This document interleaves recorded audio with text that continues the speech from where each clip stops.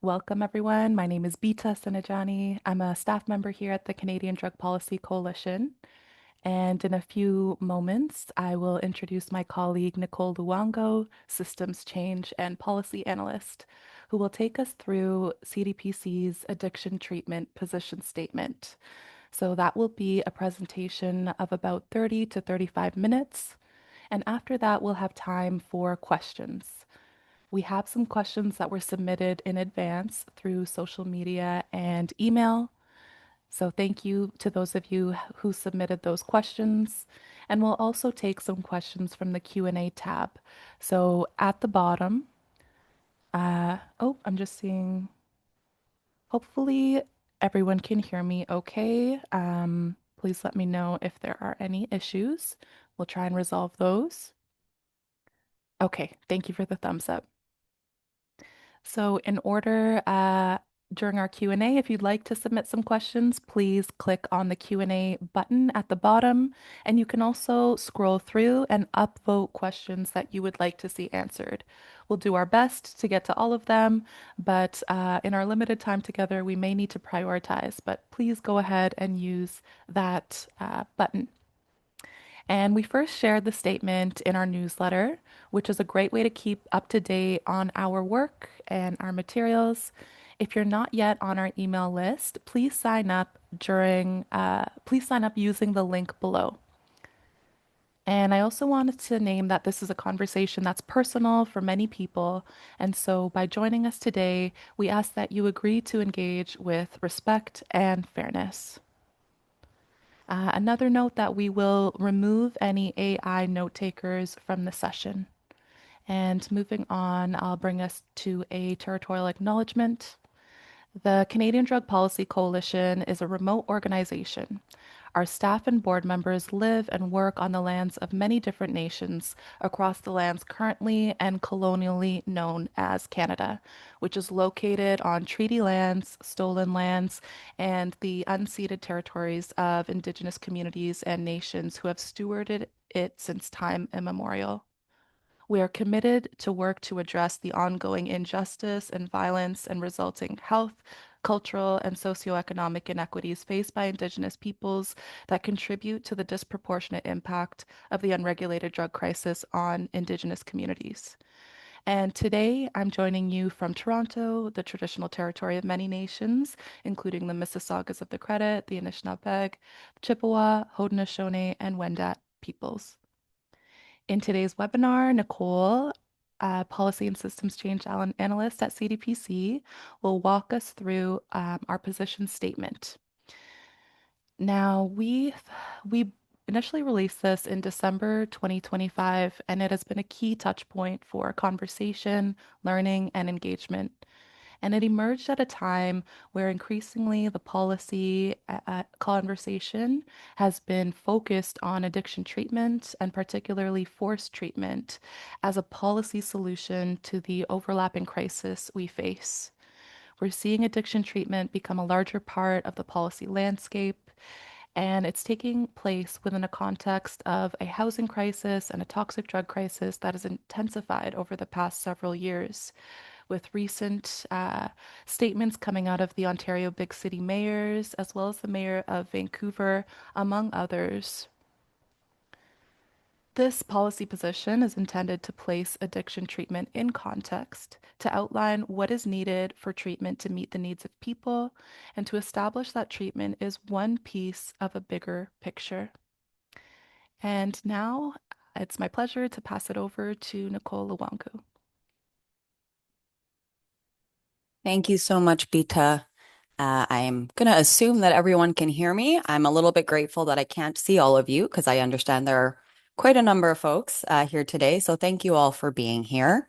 I think Bita did a really good job contextualizing the statement. So I'm not going to do that. What I will do is introduce myself a little bit more. As already mentioned, I am Nicole Luongo. I am the Policy and Systems Change Analyst for the Canadian Drug Policy Coalition. I'm also someone with really extensive lived experience of substance use treatment or addiction treatment.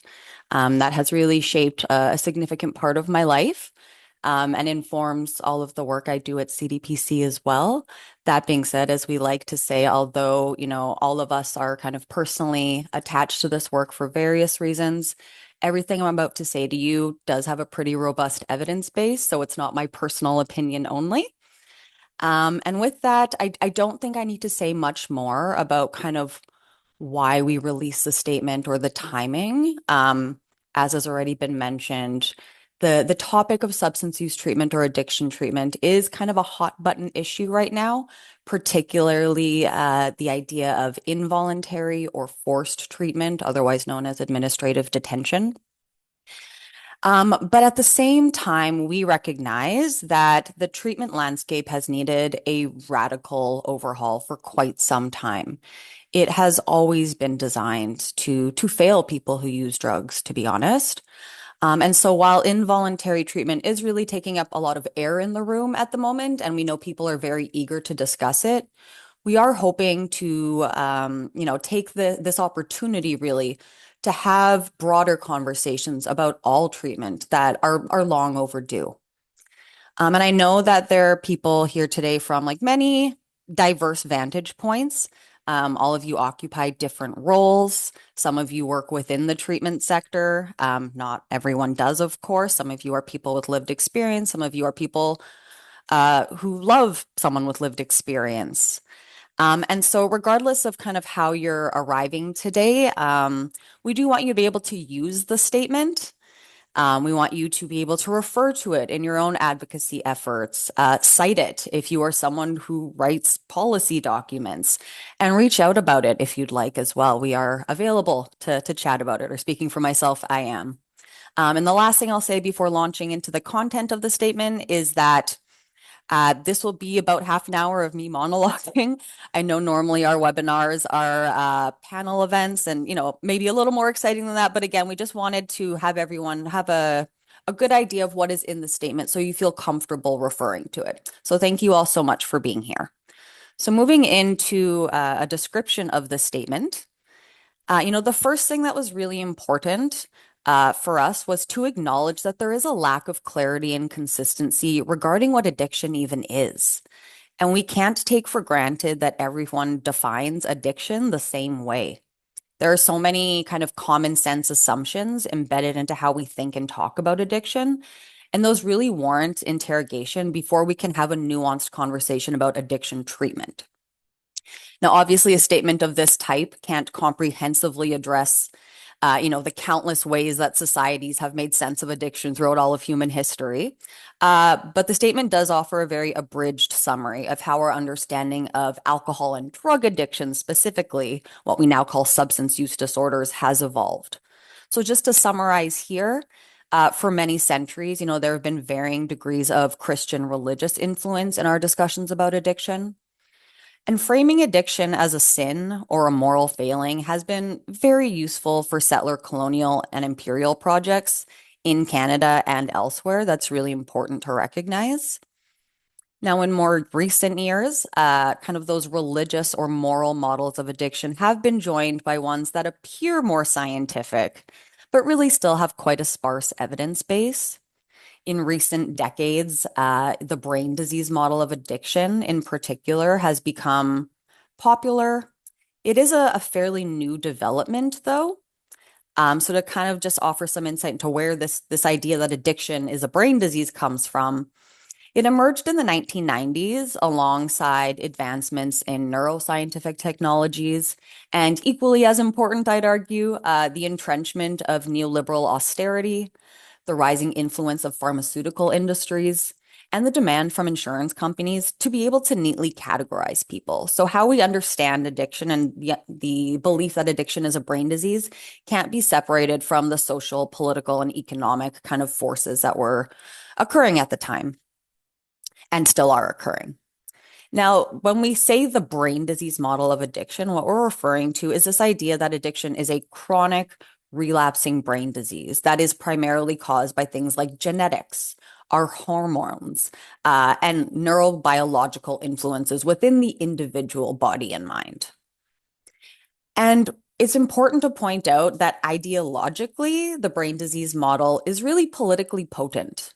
because it allows us to redirect conversations about societal level inequalities, what we refer to as the social determinants of health, all of which influence people's relationship with substances, back to the individual as just having a disease. In short, the brain disease model really depoliticizes addiction. And we know that substance use disorder diagnoses are not scientifically or politically neutral. For example, diagnoses are at least partially contingent on the visibility of one's drug use. So, for instance, an unhoused or homeless person can have identical drug use patterns to a wealthier person, but only one of them are likely to be using drugs in public, right? When it comes to the actual diagnostic process, diagnoses are largely based on self-reported behaviors as well as clinical observations. So there is no objective medical test to discern whether or not someone has a substance use disorder. We can't rely on things like blood or urine samples, x-rays, MRIs, or neuroimaging to tell us if someone is an addict or not, the way we can with other kind of physical diseases. Additionally, in terms of how diagnoses are not neutral, the diagnostic criteria for substance use disorders is value laden, and it's also inseparable from our policy and legislative environment. So, if you were having an interview with a clinician, they'll probably ask you about things like whether you spend a lot of time kind of having to think about getting drugs, or if you're using drugs despite facing consequences for it. Yet those kind of variables are going to be informed by our legal and policy environment, right? The consequences of drug use are largely related to the fact that they are criminalized. And under prohibition, consequences are felt unequally. They also primarily impact people who are already marginalized. And on that note, it's important to acknowledge that some substance use that meets the clinical criteria for a substance use disorder is actually quite rational and might even be health promoting. So we know again that populations who are experiencing housing precarity or who are homeless might be fond of stimulants. Stimulant use makes a lot of sense if you need to stay awake to keep yourself physically safe or to keep your belongings from being stolen.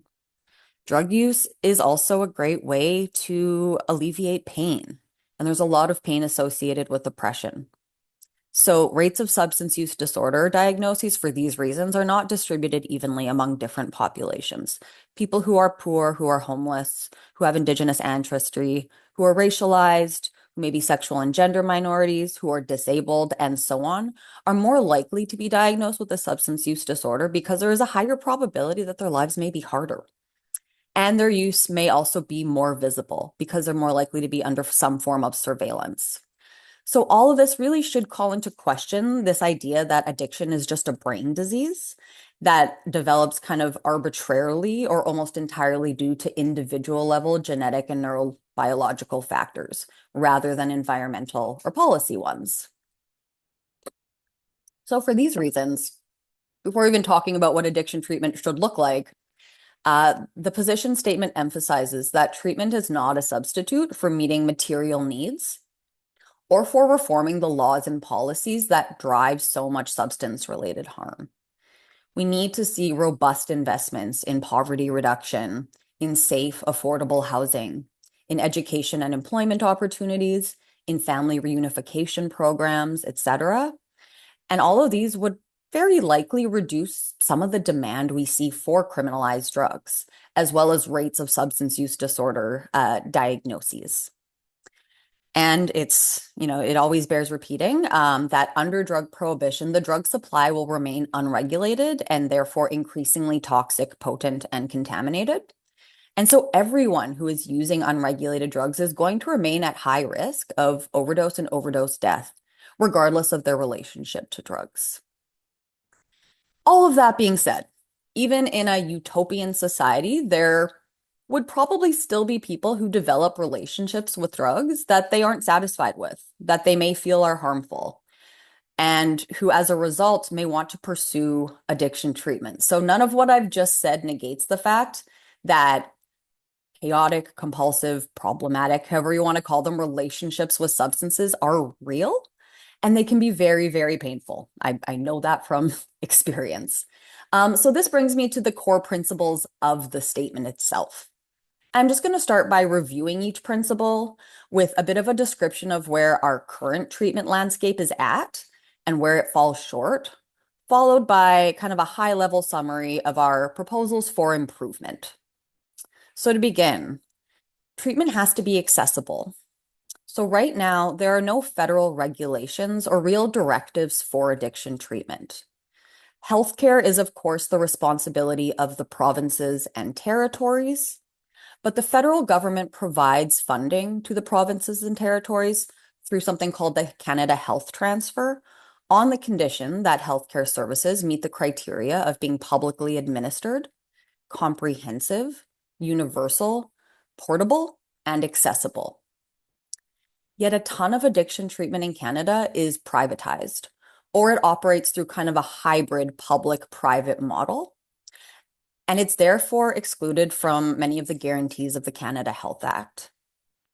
And we have seen that, both levels of governments do get questioned at times about the inaccessibility of treatment, but they kind of defer their jurisdiction to the other.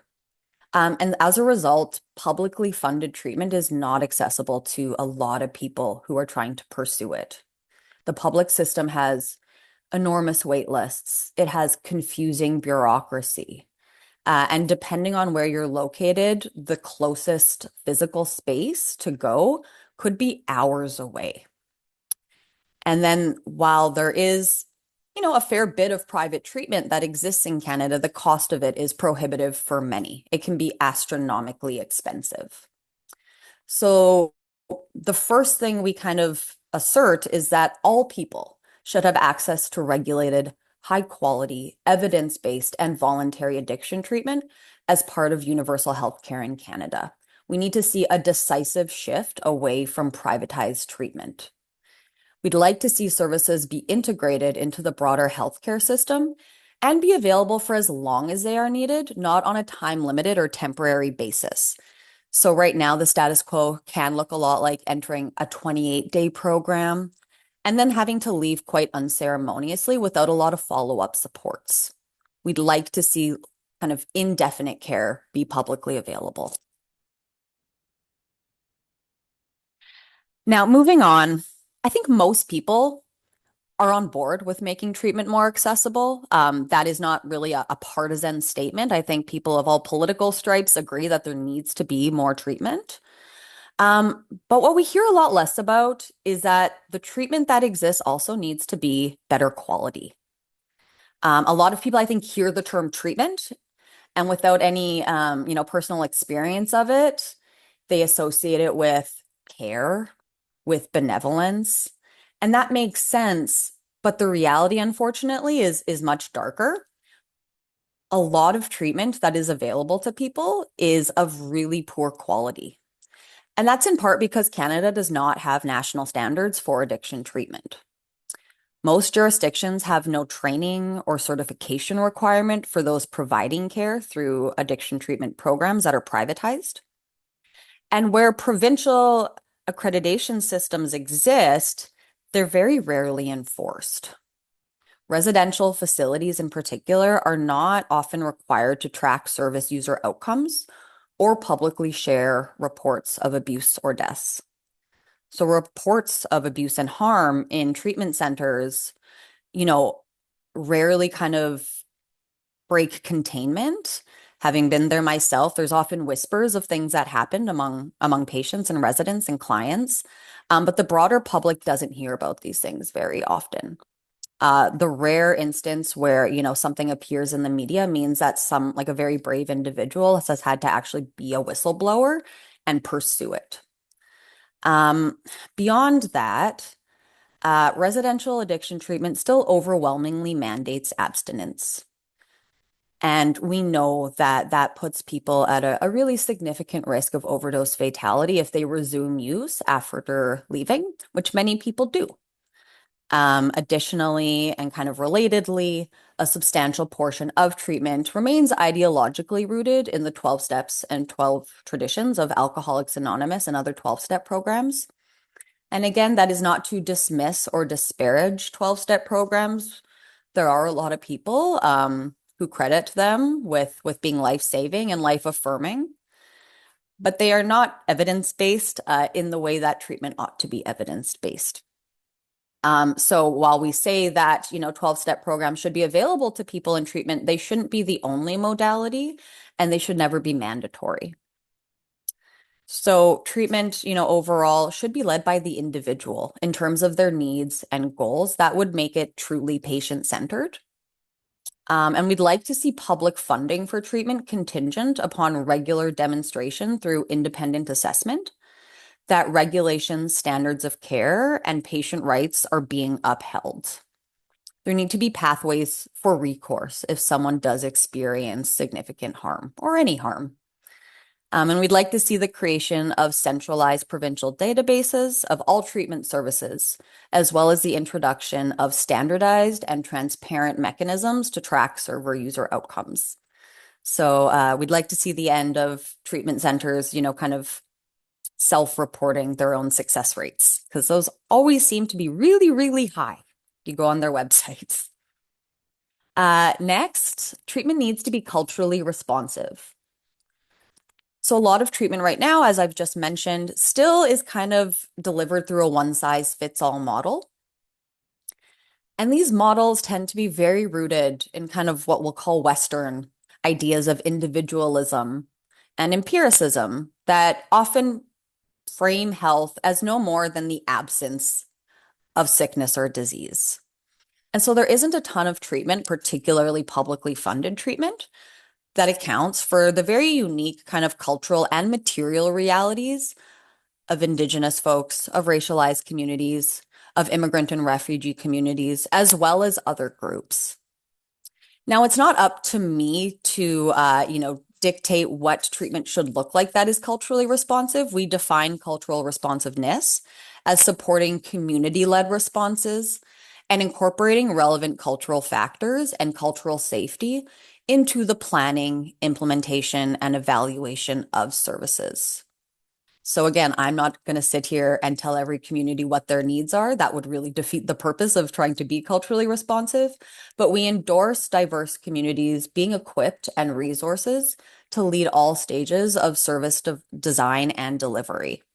And we also need to recognize that structural risk factors such as poverty, housing deprivation, and inequitable access to health services, as well as historic and ongoing experiences of racial and ethnic trauma, negatively impact health outcomes. So again, speaking to that kind of sustainability and durability of care, those pieces also need to be like really seriously addressed for treatment to be culturally responsive. And then kind of finally, but certainly not least, treatment ought to be voluntary. So as we've already noted, and as I'm sure everyone here is aware, involuntary treatment is really taking up a lot of air in the room right now, and it's increasingly politically popular. And this is a really kind of delicate conversation to have because there are people who report benefiting from involuntary treatment. And these issues of things like capacity and agency and control or self-control in the context of substance use are really, really thorny. Um, they are, conversations that have no easy answer. And so I'm not going to claim that involuntary treatment has never worked for anyone, or no one is going to say that they've benefited from it. That being said, our recommendations have to apply to kind of a population level, right? And when we look at the evidence base for involuntary treatment on a population level, there's not a great deal to be optimistic about there. Although it can reduce substance use in the short term, many people do report resuming use. And as I've already said, they do so at a much higher risk of fatal overdose due to a reduced tolerance. They may also be less likely to pursue voluntary healthcare in the future due to eroded trust in the healthcare system. I'll also just say this is a bit of a digression, but involuntary detention or administrative detention does kind of undermine Canada's obligation as a signatory to international human rights treaties, as well as the human rights commitments we've made domestically. And so, it's not surprising, I'm sure, that we advocate for investing in voluntary treatment that meets all of the above criteria. Doing so would significantly kind of reduce the likelihood that someone is going to get so unwell that the only solution that others perceive is to have them detained involuntarily. And again, I will reiterate that in addition to significant public investments in voluntary, regulated, evidence-based treatment, we need to invest in improving the structural and material determinants of health. And that includes reforming our drug policies to prevent or reduce substance use or substance use disorder diagnoses to begin with. We don't actually know how many people would be diagnosed with a substance use disorder or need to pursue addiction treatment under a different kind of policy and legislative model, under without drugs being prohibited. We can never have that information. We can't prove a negative. But if we actually trace people's trajectories and what happens to people under prohibition, I think it's probably okay to surmise that fewer people would reach the point of feeling as though they can't stop using substances. And I think I will actually just leave it at that and just open up for questions. Thank you, Nicole. Really appreciate that. And thanks to our audience for your engagement in the chat and in the Q&A. Really, really great comments coming in, good constructive critique, and some asks for resources. So really appreciate that. Please go ahead and if you're able to click on the Q&A tab and upvote the questions that you'd like to see answered. And we'll start with some of the questions that we received in advance. All right. So, starting with a question on whether people actually seek voluntary treatment and does it work for people? Do people with substance use patterns that might be considered problematic, whether by themselves or to others, do they actually seek out voluntary treatment? And is that enough to have an impact at scale? Yeah, thank you. In short, yes, people are absolutely seeking out treatment. I already kind of referred to wait lists, wait lists for detoxification services, as well as inpatient and outpatient services can be very, very lengthy, and there is a ton of unmet need right now. And I think this idea of, or the question of, do people who have problematic relationships with substances really seek out treatment? I think what that question kind of speaks to is the quite rigid stereotypes we have of people who use substances, who have been diagnosed with a substance use disorder. I think there's a tendency to default to kind of the most sensationalized caricature of someone with a substance use disorder or someone experiencing addiction. But there's really a wide spectrum of people who meet the clinical criteria for having a substance use disorder. And so I think that's just, I know it's sometimes hard to keep in mind because media depictions of addiction tend to be quite one note, let's say. But there are many, many people who, are very high functioning in their daily lives. They retain employment, they retain housing, etc. Who feel like their relationship with substances like could use some changes. And they might be more capable of paying out of pocket for private treatment. And that probably contributes to the perception that people with substance use disorders or that diagnosis only look a particular way because they're very often the folks who can't access treatment. And I also want to touch on this idea, like, or the question of whether, someone's really seeking treatment. I'd like to remind everyone that, having a difficult relationship with substances doesn't automatically mean that someone loses the capacity for rational decision making. I think that's a really harmful idea. And when it comes to, involuntary treatment, it can often lead to higher intensity substance use due to negative experiences. So we prefer to support people who are seeking treatment voluntarily, before they get so unwell that their capacity to do so is maybe eroded. And when it comes to the question of whether that is enough at scale, I guess I can't ask the person who asked that question a question because I don't know who asked it. This is a one-sided conversation. But yeah, I would be curious about, how that person is defining the problem. Because is more treatment enough to solve the unregulated drug crisis? No, it's not. It's absolutely not.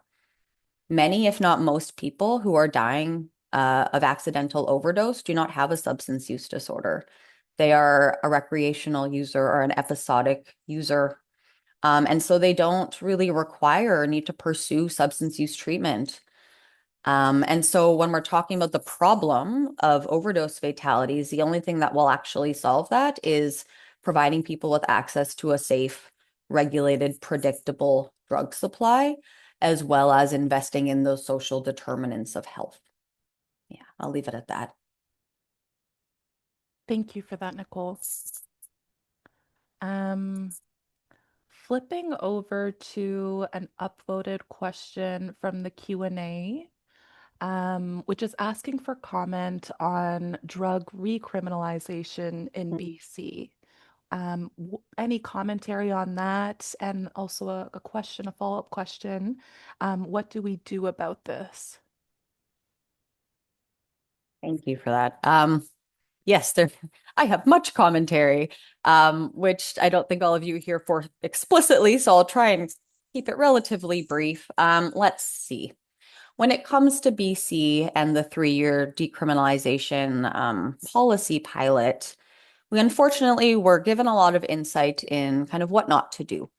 And by that, I mean the purpose of decriminalization, the primary purpose, I should say, of decriminalization is to reduce engagement with the criminal legal system.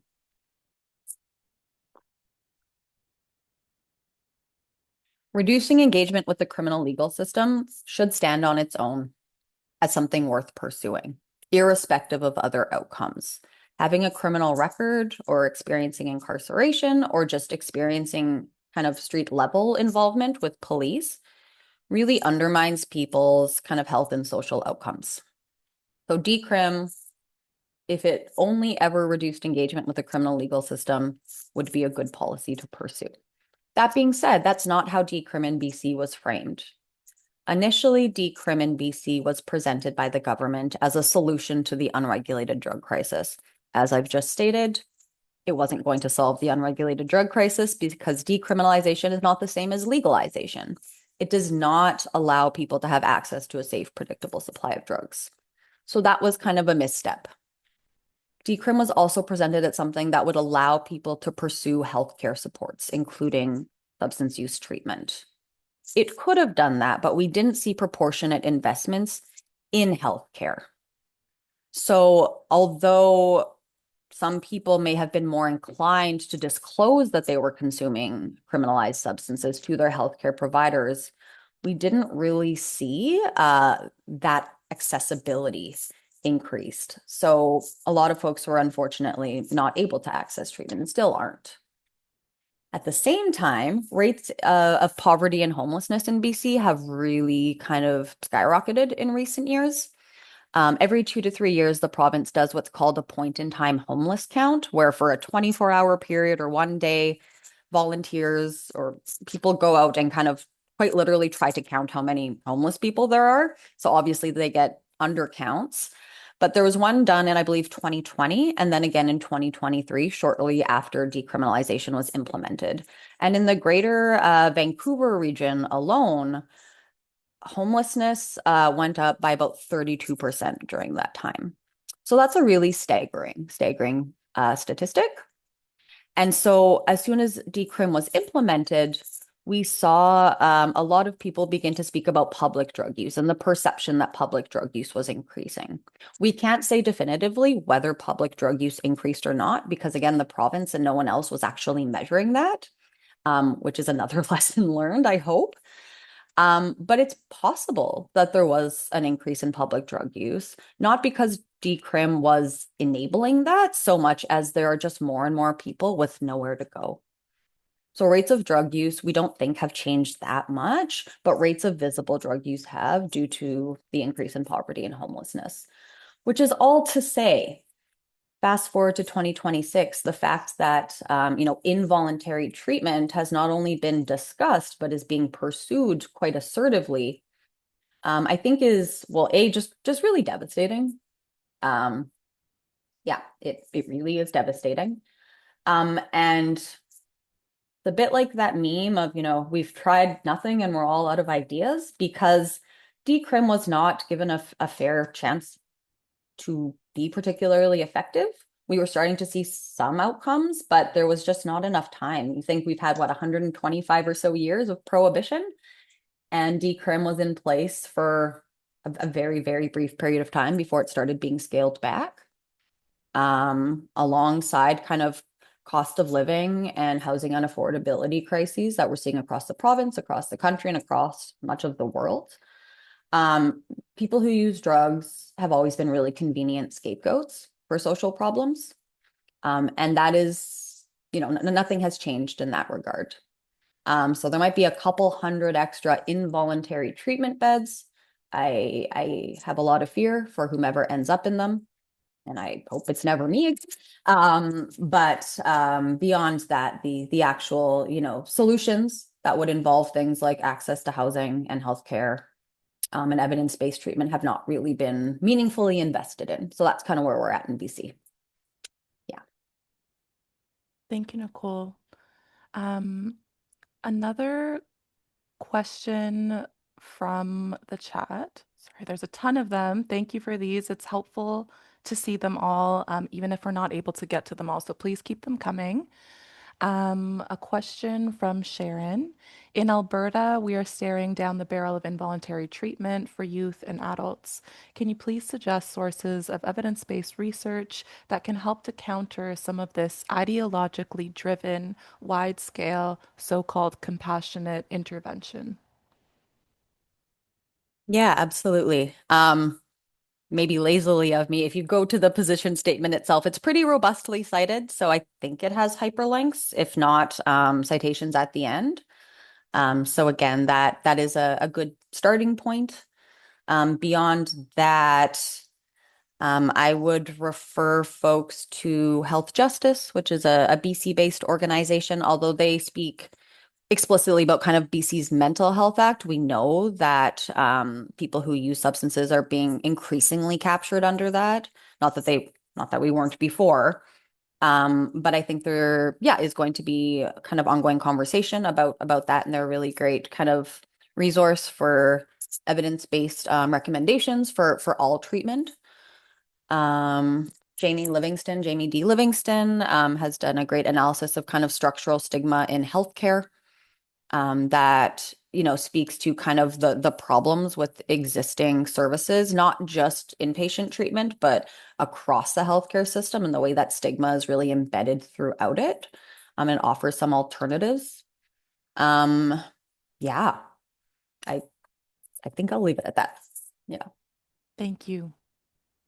And I wonder if really briefly, we spent some time talking about principles for addiction treatment broadly, but really briefly to if you could outline the differences between voluntary and involuntary treatment, just to make sure that folks um, have that distinction in mind when we talk about treatment broadly.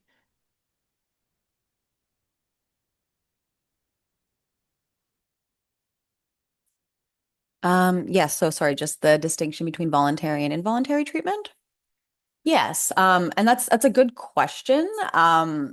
It's not always intuitive or extremely obvious because I guess the most straightforward answer would be Voluntary treatment is treatment that someone pursues voluntarily without force or coercion, whereas involuntary treatment often entails being detained, perhaps by police or by a healthcare provider who has the authority to do so. Depending on which jurisdiction you're in, it can look like forced medication, whether that be psychiatric medication or things like Sublocade. You are not free to leave as you would like to. That being said, there is actually a lot more nuance to it than that. We know that a lot of folks who voluntarily pursue treatment um, are not doing it solely out of their own volition. Publicly funded treatment, I should say, can become a substitute for things like housing, being able to eat. So I question the extent to which that is truly voluntary. I don't think we can really say that someone is pursuing something of their own volition if it is the only way they are going to stay biologically alive. But there is, with involuntary treatment, that legal piece where you are not choosing to be somewhere and you are not choosing to leave. And there is also kind of community-based involuntary treatment, we can call it. Things like assertive community treatment programs where someone might still be living in a residence, but they have to do things like take a particular medication, check in with healthcare providers and or someone like a parole officer. And if they're determined to have consumed substances or failed to take a prescribed medication, they then may be detained. So it doesn't solely occur in what we would consider like institutions. And yeah, yeah. Thank you for that. Um, a question on what can treatment providers who agree with this policy statement do, and acknowledging that some people work in these systems while recognizing their limitations or harms and want to be part of improving things. Sorry, can you just repeat that? Cut out for a sec for me. Yes, for sure. What can treatment Mm. providers who agree with this policy statement do? And acknowledging that some people work in these systems while recognizing their limitations or harms and want to be a part of improving things. Yeah, for sure. Um, yeah. So I think I want to just emphasize here or state that like I hope I haven't suggested that all people who work in treatment centers or who deliver treatment are bad or are producing harm. We know that most people who work in these spaces care deeply about their clients, and many people have lived experience themselves. Um, and safer, kind of more equitable treatment, I will say, does begin with safer, more equitable conditions for staff.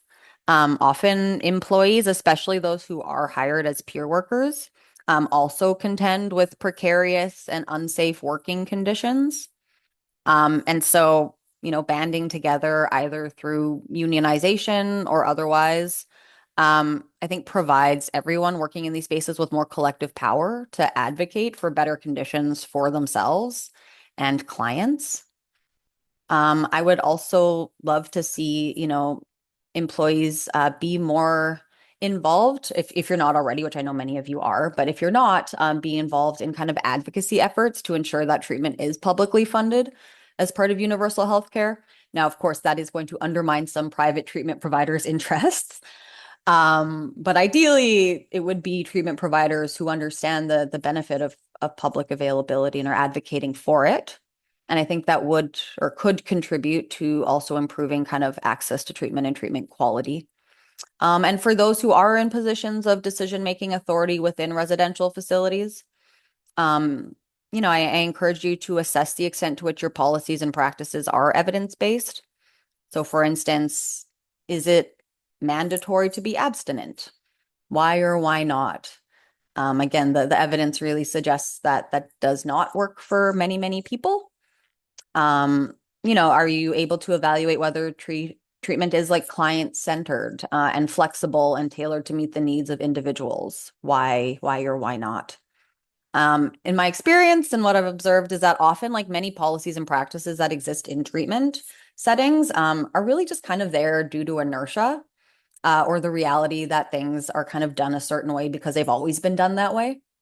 And so part of the process of kind of refining and improving services is just evaluating whether what we think is true and good is always true and good or still true and good, and just being able to change course when it isn't. Yeah. If you want to, again, like refer to the statement, there's lots of citations embedded in it. If you are someone who provides treatment and wants to reach out to us to discuss kind of how to translate the principles in the statement into policies and practices, that's certainly a conversation I'd be really happy to have. Yeah. Thanks. And connected to this piece around people providing care, what accountability standards exist for care providers, and what do you think is missing? Yeah. So as stated, like there aren't federal kind of regulations.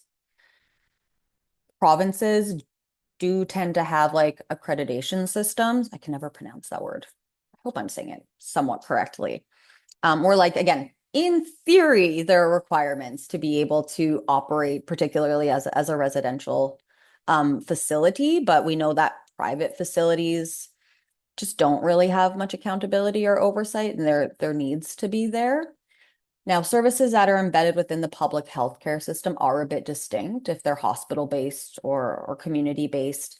There probably are somewhat stricter kind of guidelines and regulations and hopefully a bit more oversight and adherence to them. But we also know that services for people who use drugs, whether they're classified as treatment or not, continue to be kind of underfunded. There is not enough availability to meet demand. And people who use drugs and people who engage in criminalized forms of income generation and some of the like kind of factors that contribute to drug use like are still just not taken seriously, to say it very bluntly. And so we need to have mechanisms for people to report. Oh my God, sorry. Like abuses. And those abuses can look like a lot of things. I don't just mean something completely explicit, like physical abuse. Again, like the stigmatization and whatnot of folks needs to be also like taken into account. Thank you for that. Just sorry, give me a moment. I'm so sorry, I've lost my question here. It was around what kinds of activities are we undertaking to use this statement to push back against these political developments, and whether it's the Ontario Big City Mayors or Vancouver or the legislation that's emerged in a few provinces across the country. What are we, the CDPC, doing to use the work of this statement in those areas? And what are other organizations doing? And how can other organizations help push back? Yeah, thank you for that question. I mean, we are certainly stronger together. CDBC itself, we are trying to distribute the statement, host events like this one, where folks are encouraged to kind of look through it, discuss it. But we are but one small and scrappy organization, and we know that we alone cannot, cause the sea change that needs to occur within treatment and drug policy more generally. So, some colleagues of mine, one of whom is moderating right now, have done some really incredible work and are continuing to do some wonderful work in terms of coalition building, whether that be with labor unions or healthcare provider organizations, and folks working in kind of other sectors that don't necessarily have an explicit mandate to pursue drug policy reform. We know that drug policy reform, including better treatment and a better treatment landscape, would benefit every community. And so whether you're, yeah, a healthcare worker, a library worker, in a labor union, we really do encourage you to reach out and try and join forces so that when governments make decisions or threaten to make decisions, there is just a louder chorus of voices pushing back. One quick note on kind of the labor union piece, something I did not get into today and that the statement doesn't really get too far into, but which is a big deal, is just the way that employees are treated. So again, there's this really rigid stereotype of someone who uses substances or has a substance use disorder, and it's not accurate. Lots of people who are diagnosed with substance use disorders retain employment. And many of them, if they disclose their substance use or their diagnosis to their employer, face really, really extreme consequences, including mandated treatment. So returning to this idea of like involuntary treatment can also look a number of ways. In order to retain their jobs, they may have to go to treatment or have continued like monitoring through urine screenings, things like that. So it really is, this really is like a workers issue and a labor issue as well. So even if you don't automatically see yourself reflected in it, we'd really like to collaborate. We will continue to have those efforts. Yeah. Thank you for that. A couple more. Um, One is around naming the role of sex workers, and wanting to interrogate why sex workers weren't named in the statement, and made and in this way potentially made invisible within broad references to marginalized or criminalized communities.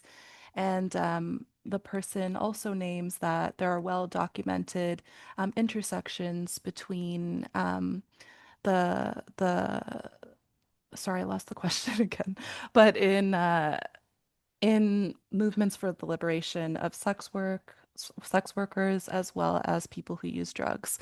So a call to perhaps be a little bit more explicit, and I think an invitation to explore that intersection if you have anything to share right now. Yeah, absolutely. Thank you for that. I appreciate it. And you're right, we didn't explicitly name sex workers in the statement. We probably should have when talking about groups who are oppressed and disenfranchised.